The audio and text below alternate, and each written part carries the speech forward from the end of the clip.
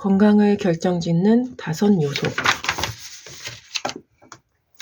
영양, 가공식품이 아닌 진짜 음식을 먹어라. 의사들에게 비타민이 효과가 있느냐 물으면 다양한 답변을 듣게 된다.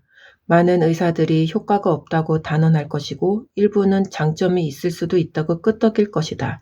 극히 일부만 매우 중요하다면서 열정적으로 지지한다. 의대 교육 과정에서 비타민, 미네랄, 자연 치료에 대해 배우는 시간이 제로에 불과하기 때문이다. 모든 질병 치료의 접근 방식은 처방약과 시술뿐이다. 내가 미국에 사는 괴짜 닥터여서 약물 대신 영양소를 강조하는 것은 아니다. 대부분의 상황에서 독성을 가진 화학 약물보다는 영양소를 처방하는 것이 더 낫기 때문이다. 영양소와 자연 치료를 처방하는 의사들의 돌팔이인지 아닌지에 대한 판단은 환자들의 몫이다. 약물 남용으로 응급실에 실려가는 사람은 수도 없이 많지만 비타민 과다 복용으로 응급실을 찾은 경우는 극히 드물다. 18년 동안 의료계에 종사하고 있지만 단 한 번도 접해본 적이 없다. 적어도 내가 진료하는 로스앤젤레스 인근에서는 구경해본 적도 없고 그런 이야기를 들어본 적도 없다.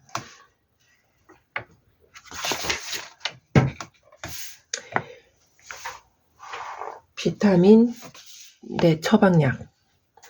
환자분들로부터 흔히 듣는 질문이 있다. 비타민을 많이 먹어도 괜찮나요? 비타민도 약 아니냐는 것이다. 처방약을 많이 먹는 것이 싫어서 나를 찾아왔는데 비타민이나 미네랄의 가지수가 많다 보니 은근히 걱정되어 물어보는 것이다. 알약이나 캡슐에 들어있는 것이 모양도 비슷해서 어르신들 보시기엔 비타민이나 미네랄이나 혈압약이나 당뇨약이나 모두 다 같은 약으로 보일 수 있다. 하지만 의약품과 보충제는 한 가지 근본적인 차이가 있다. 대부분의 의약품은 차단제 혹은 억제제다. 우리 몸의 정상적인 대사를 가로막아 약물이 원하는 효과를 내도록 하는 물질. 예를 들어 혈압약은 베타 차단제, 칼슘 채널 차단제 하는 식이고 위산의 분비를 억제하는 역류성 식도염 치료제는 양성자 펌프 억제제다. 대부분의 우울증 치료제로 세로토닌 신경 전달 물질의 재흡수를 억제하는 약물이다. 반면 대부분의 비타민이나 미네랄, 영양소들은 촉진제다. 촉진제가 무슨 뜻일까? 대표적인 예가 호모시스테인에 작용하는 비타민 B군이다. 호모시스테인은 염증 반응을 일으키는 물질이다. 혈중 호모시스테인 레벨이 높으면 심장마비, 대장암, 뇌졸중의 위험이 증가한다. 호모시스테인이 증가하는 이유는 호모시스테인이 시스테인 단계를 거쳐 메티오닌으로 전환되어야 하는데 이러한 전환이 제대로 일어나지 않기 때문이다. 원인은 영양 결핍이다. 엽산, 비타민, B6, B12가 부족할 경우 전환이 일어나지 않고 호모시스테인 단계에 머무르기 때문에 혈중 호모시스테인 레벨이 증가하는 것이다. 이 경우 엽산, 비타민 B6, B12는 차단제가 아닌 촉진제 역할을 하며 빠른 전환을 촉진해 호모시스테인 수치를 낮출 것이다. 촉진제와 차단제의 가장 큰 차이점은 안전성이다. 비타민과 미네랄 같은 영양소들은 처방약에 비해 안전폭이 크다. 당장 혈압약을 30알 삼키면 응급실에 실려갈 수도 있지만 비타민은 그렇지 않다. 비타민C의 하루 권장량은 100ml에 불과하지만 1000ml 단위의 제품이 즐비하고 하루 10,000ml 단위로 먹는 고용량 요법도 있다. 비타민이 몸에서 하는 일이 별로 없어서 그런 건 아닐까? 라고 반문할 수 있다. 하지만 비타민이란 어원은 생명에서 왔다. 결핍되면 죽는 물질이다. 대항해 시대의 단순히 비타민 C와 비타민 B의 존재를 몰라서 수많은 선원들이 목숨을 잃었다. 결핍을 예방하면 목숨을 살릴 수 있고 메가도스로 다량을 복용하거나 주사했을 때 또 다른 효과를 나타내는 것이 비타민과 미네랄 같은 영양소다. 그러면서도 놀라울 정도로 안전하다. 생명체가 생명을 유지하는 과정에서 사용해왔던 자연 물질이기 때문이다. 비타민과 미네랄을 바라보는 시각은 다양할 수 있겠지만 하나만큼은 확실하다. 영양소가 결핍된 상태에서는 건강을 기대할 수 없다는 것이다. 몸의 회복을 기대할 수 없다. 당뇨나 고혈압이 개선될 리 없다. 자궁과 난소의 혹은 아무리 떼어놔도 다시 생겨난다. 채소를 통해 자연스럽게 섭취하느냐, 보충제를 복용하느냐는 다음 문제다. 환자를 치료하는 의사가 영양 상태를 무시하는 태도를 보인다거나 영양에 대해 무지해선 안 된다. 영양소의 중요성은 이제야 뒤늦게 주목을 끌기 시작했으니 앞으로도 계속해서 끊임없이 연구하고 노력해야 한다. 콜레스테롤 저하제 리피토와 폴리코사놀을 직접 비교한 실험 따위는 없을 것이다. 아스피린과 오메가3 지방을 비교한 연구도 없을 것이다. 비타민과 자연 보충제들은 특허가 불가능하다 보니 그런 연구에 막대한 자금을 투자할 기업이 없기 때문이다. 확정적 연구가 없다. 자연 치료를 비판하는 회의론자들이 주로 공격하는 부분이다. 다행인 점은 비타민의 효과를 확인해주는 연구 논문들이 수천 건 넘게 존재한다는 것이다. 관심이 없을 뿐이지 결코 자료가 없는 것은 아니다. 나는 개인적으로 특정 영양소 한 가지의 장점을 부각해서 이야기하는 것을 좋아하지 않는다. 무의미하다는 판단이다. 영양소들이 상호간에 영향을 끼치고 서로 의존하기 때문이다. 예를 들어 의사들은 골다공증 예방을 위해 칼슘을 섭취하라고 조언한다. 이는 거짓말도 아니지만 정확한 정보도 아니다. 칼슘을 먹어도 칼슘이 뼈에 흡수되지 않으면 아무 소용이 없다. 칼슘이 뼈로 들어가기 위해선 마그네슘, 비타민 D, 비타민 K 등이 필요하기 때문이다. 따라서 칼슘이 부족한 것인지 비타민 D가 부족한 것인지를 판단해야 한다. 또 다른 예로 당뇨약을 꾸준히 먹고 있는데도 당화혈색소 수치가 떨어지지 않아 고민하는 환자가 내원했다. 흔히 간과하는 원인 중 하나가 피리독신이라는 비타민 B6의 결핍이다. 그렇다면 간단히 B6를 복용하면 해결될까? 비타민 B6를 아무리 복용해도 해결되지 않는 경우가 있다. 아연 결핍이 있을 때 그렇다. 아연이 부족하면 비타민 B6의 활성화가 일어나지 않는다. 식당 벽에 걸린 구레 효능 같은 안내판에 이렇게 적혀 있을 수 있다. 구레는 아연이 풍부해 남성 정력에 좋으며 노화 방지, 당뇨병을 예방한다. 한 발 더 나아가 당뇨병 합병증도 열거할 수 있다. 신부전, 녹내전, 신경, 손상을 예방한다고 적혀 있다면 이는 거짓말도 아니지만 정확한 설명이라고도 할 수 없다. 어떤 특정 영양소가 의약품처럼 단독적으로 효과를 내는 경우는 드물기 때문에 식단 안내판에 걸린 내용처럼 사용되거나 묘사될 수 없다. 그래서 영양제 복용을 특히 환자들의 경우 혼자 시도할 것을 권하지 않는다. 복잡하기 때문이다. 영양학을 공부한 의사들, 기능의학을 잘 하는 의사들을 찾아가 상담할 것을 권한다. 건강을 위한 가치 있는 투자라고 확신한다. 한 가지 주의할 것은 비타민이라고 해서 다 같은 비타민이 아니라는 사실이다. 제조 과정과 원재료에 따라 하늘과 땅 같은 차이를 보인다. 예를 들어 시중에 유통되는 비타민C 제품의 99%는 아스코르빈산. 아스코르빈산은 비타민C의 일부이지만 비타민C가 아니다. 비타민E도 마찬가지다. 비타민E는 한 가지 물질이 아니라 자연계에 존재하는 8가지 화합물을 총칭하는 표현이다. 비타민E는 크게 토코페롤과 토코트리에놀로 구분되고 각각은 다시 알파, 베타, 감마, 델타의 4종류로 세분화된다.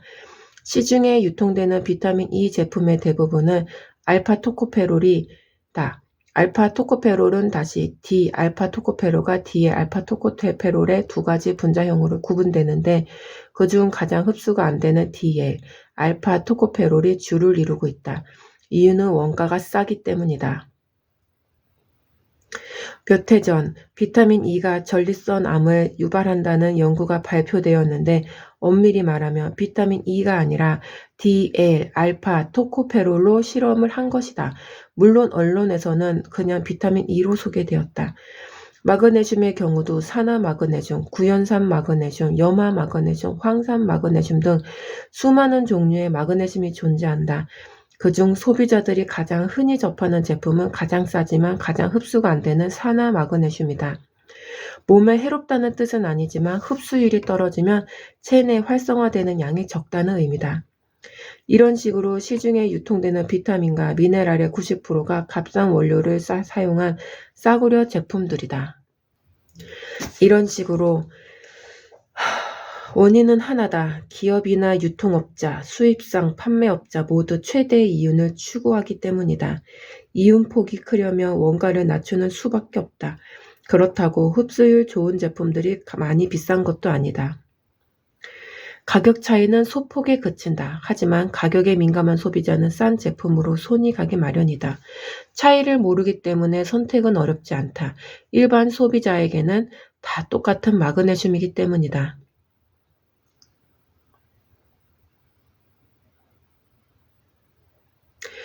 오메가3는 쉽게 산패되는데 산패된 기름은 몸에 해롭다. 그런데 산패의 예방을 고려하지 않고 제조되는 제품들이 있다.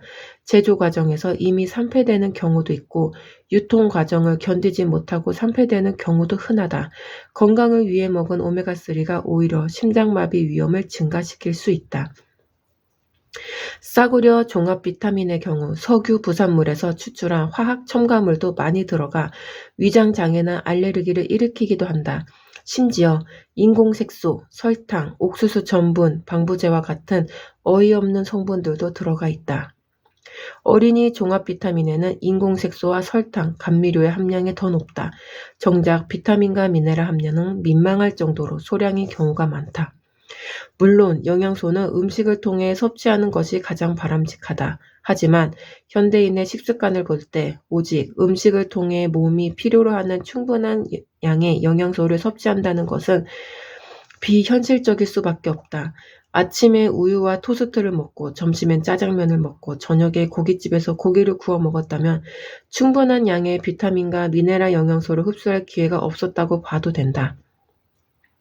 중간에 커피를 마시고 고기 먹으면서 술 한잔하고 담배라도 피우거나 업무 스트레스에 시달리면 그나마 몸에 있던 영양소마저 빠르게 잃는다. 비타민, 미네랄 제품 복용이 필요한 경우가 있는데 이때는 인류 배우가 TV에서 광고하는 대기업 브랜드라고 해서 무조건 믿고 묻지마 구매를 할 일이 아니다. 뒷면에 성분 표시를 주의 깊게 살펴봐야 한다. 부도덕한 기업이 소비자를 상대로 사기치는 경우도 생긴다.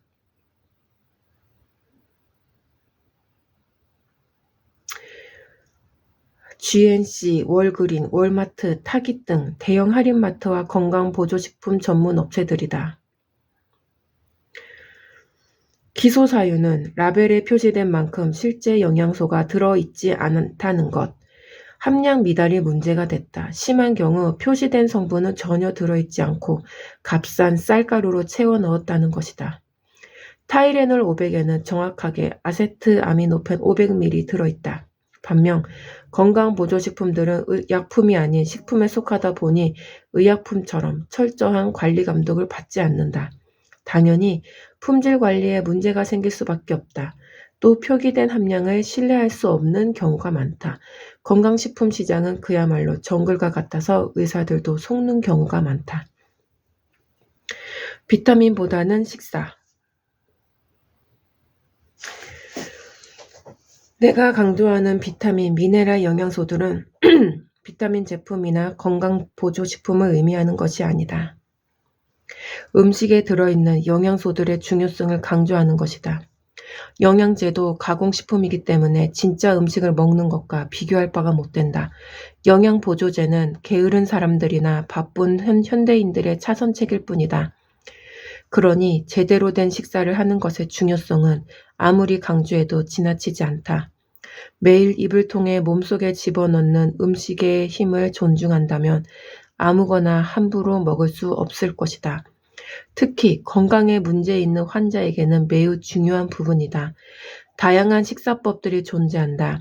저탄고지, 그와는 반대 대척점에 위치한 듯한 현미채식, 그 중간쯤에 구석기 식단이 존재한다.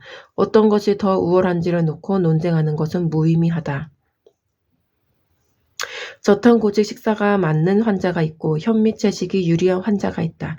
이에 대한 판단은 영양학 전문의와 상담하는 것이 가장 좋다. 음식은 별로 중요하지 않으니 아무거나 잘 먹으라는 의사라면 그가 알려주는 다른 조언에 대해서는 의심해 볼 필요가 있다.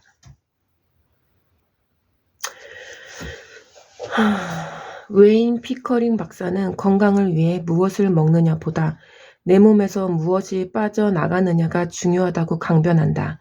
건강은 체내 독소와 해로운 물질들을 효과적으로 배출하는 능력에 달려 있다는 것이다. 즉, 디톡스는 따로 프로그램을 통해 캠페인처럼 하는 게 아니라 식사를 통해 생활 속에서 실천해야 한다는 것이다.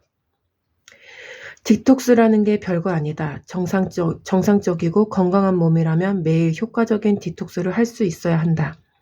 바로 대소변과 땀을 통한 노폐물의 배출이다. 그게 안 되면 몸에 염증 물질이 쌓여 관절, 척추, 손가락 마디가 아플 수도 있고 혈관이 탁해져 당뇨와 고혈압이 생기고 그런 상태가 장기화되면 간, 심장, 신장, 말초신경 등이 손상될 수도 있다. 평소에 배출을 제대로 못하고 사니까 디톡스 프로그램이 필요한 것이다. 어쨌든 건강을 위해선 배출이 관건인데 이는 음식을 통해 가능하다. 영양가 높고 깨끗한 음식을 먹어서 우리 몸의 간이나 신장, 땀샘 같은 해독 공장이 잘 돌아가면 독소 배출이 용이해진다. 반면 식품 첨가물과 인공색소, 옥수수, 녹말 위주의 음식을 꾸준히 먹고 약물을 장기 복용한다면 간은 제대로 해독하지 못해 늘 독성 물질이 쌓여 있게 된다. 배출할 겨를이 없는 것이다. 더러운 정수기 필터를 청소하기 위해 깨끗한 물을 오랫동안 흘려보내야 하는 것과 같은 이치다. 그러므로 깨끗하고 영양가 높은 음식만이 건강을 유지하는 비결이다. 특히 만성질환 환자들은 식단부터 바꾸지 않으면 소용없다. 당뇨에는 뭐가 좋대? 현혹될 필요 없다. 병이 있으면 체내 독소를 어떻게 빼낼 것인가를 먼저 궁리해야 한다. 비타민 영양제.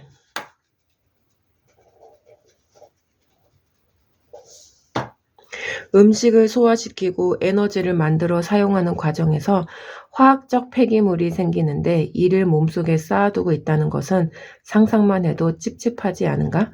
암, 당뇨, 고혈압 약을 복용하면 그 약들 역시 디톡스의 대상이 된다는 것을 기억해야 한다.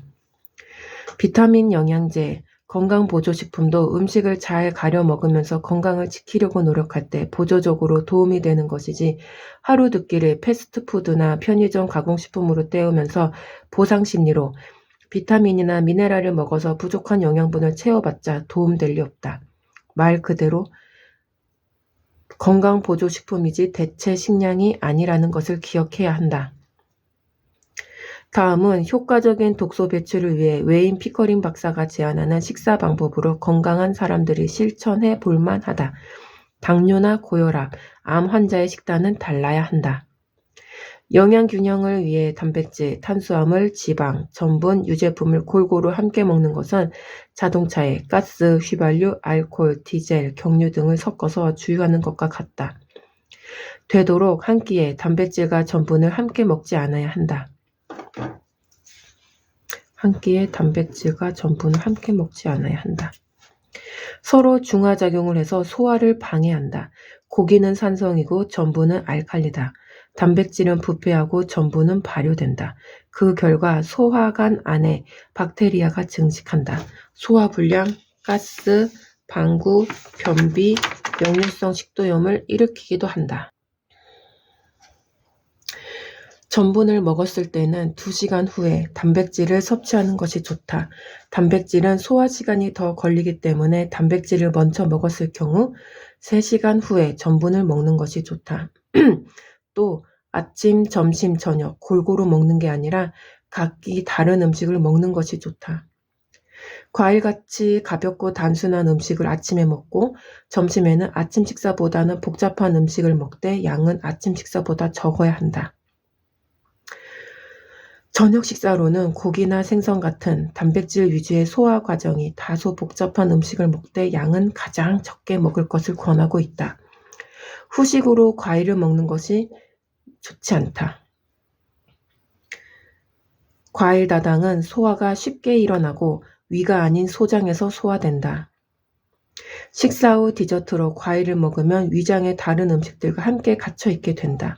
조금 과장하여 소화되기 전에 썩기 시작한다고 보면 된다. 특히 멜론이나 수박, 참외는 다른 음식과 함께 먹지 않는 것이 좋다. 이들은 쉽게 소화되는 음식이다. 다른 음식들과 섞여서 장에 오래 머물 경우 소화되기 전에 발효가 시작된다. 과일은 후식보다는 밥 먹기 30분 전에 먹는 것이 흡수에 도움이 된다.